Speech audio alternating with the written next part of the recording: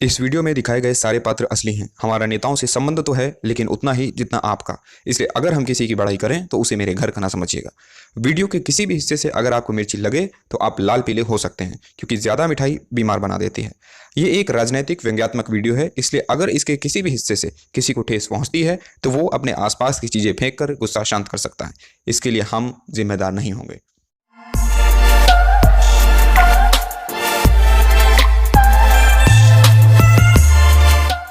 Hello, हाय, नमस्कार, जय हिंद। मैं हूं अक्षय प्रताप सिंह, हाजिर हूं इस हफ्ते की तमाम राजनीतिक खबरों के चटपटे विश्लेषण के साथ। इस हफ्ते देश की राजनीति ने अनेकों गुल खिलाए, लेकिन उसमें सबसे ज्यादा गुल खिलाए पश्चिम बंगाल की राजनीति ने।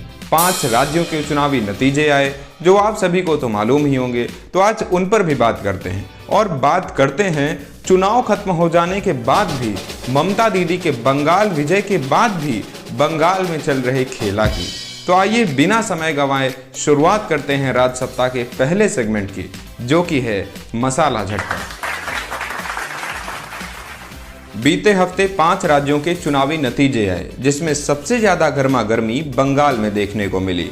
अमित शाह का दावा 200 के पार भी पूरा हुआ, लेकिन उसे भाजपा नहीं बल्कि टीएमसी ने पूरा किया। ममता बनर्जी का खेला भी हुआ, लेकिन नंदीग्राम में खेला ऐसा हुआ कि ममता बनर्जी पश्चिम बंगाल तो जीत गईं, लेकिन अपनी ही सीट हार गईं। बेहद जद्दोजहद के बाद पश्चिम बंगाल में चुनाव तो हो गए, लेकिन ममता बनर्जी की वापसी के बाद भी खूनी राजनीति का दौर थमने का नाम नहीं ले रहा। टीएमसी के गुंडे बंगाल की सड़कों में, बंगाल के गांव में आतंक काट रहे हैं और वहां की कानून व्यवस्था कठपुतली बनी हुई है।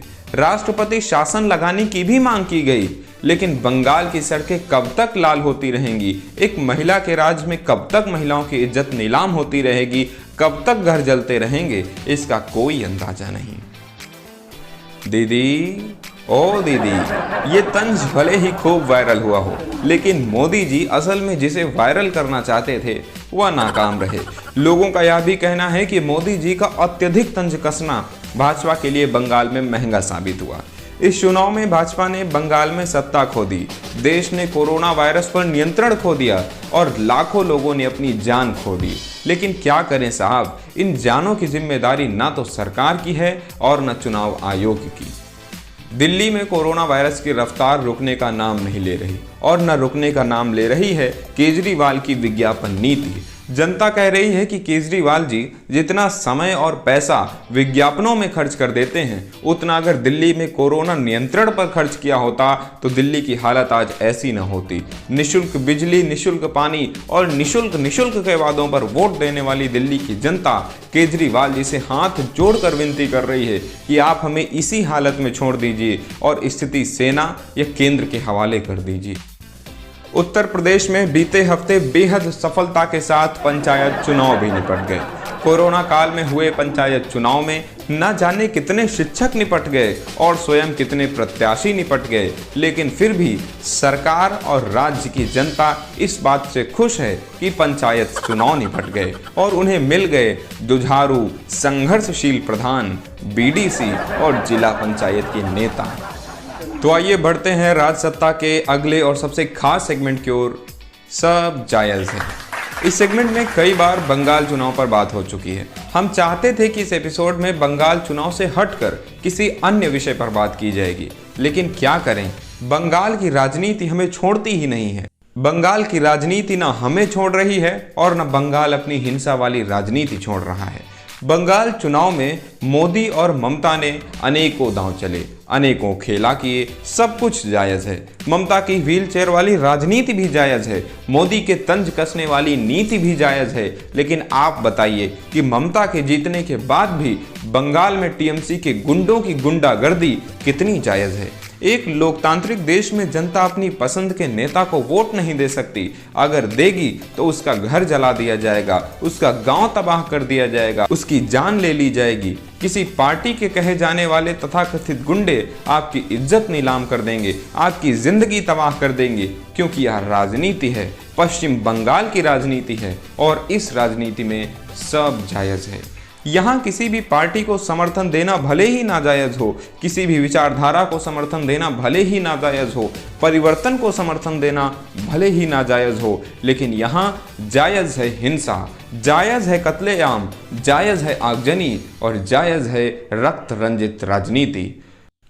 कोरोना से आंख मिचौली करके बंगाल की जनता एक दफा बच भी जाए, लेकिन उन गुंडों से कैसे बचे जो उनके घर जा जाकर उन्हें ढूंढ ढूंढ कर मार पीट रहे हैं। आज बंगाल की जनता अपनी जान बचाने के लिए असम की ओर पलायन कर रही है। कब तक पलायन करेगी? आज को असम, कल को किसी और राज्य, कहां तक भागेगी? क्या देश छोड़कर भाग जाओगे? भागना ही पड़ेगा, क्योंकि क्या करोगे? यहाँ के राष्ट्रपति, यहाँ के प्रधानमंत्री, यहाँ के मुख्यमंत्री, सभी को सिर्फ राजनीति करनी है। बंगाल के मानुष ये भली भांति समझ लें कि यदि बंगाल में रहना है तो ममता ममता कहना है। अब वक्त हो चला है राजसत्ता के आखिरी और सबसे दिलचस्प सेगमेंट का, जो कि है कबूतर। हम आपको सुनाते हैं कुछ दिलचस्प पंक्तियां और उम्मीद करते हैं कि आप इस वीडियो को ज़्यादा से ज़्यादा शेयर करेंगे। कुर्सी की गर्मी है इतनी, ना राज धर्म का भान। कुर्सी की गर्मी है इतनी, ना राज धर्म का भान। वोट चोट के इस खेला में जनता दे रही जान। वोट चोट के इस खेला में जनता दे रही जान। नेताजी टीवी पर बैठे जनता भरती आह। नेताजी टीवी पर बैठे जनता भरती आह। शमशानों तक लूट मचा दी वाह रे सिस्टम वाह। शमशानों तक लूट मचा दी वाह रे सिस्टम वाह। ये वीडियो आपको कैसा लगा हमें कमेंट करके ज़रूर बताइएगा, और इस वीडियो को आप ज़्यादा से ज़्यादा शेयर करें। हमारे चैनल को सब्सक्राइब कर बेल आइकन प्रेस कर दें, जिससे आने वाला वीडियो आपको सबसे पहले मिल पाए। वीडियो पसंद आया हो तो इसे लाइक करें, हमारा मनोबल बढ़ेगा। नमस्कार।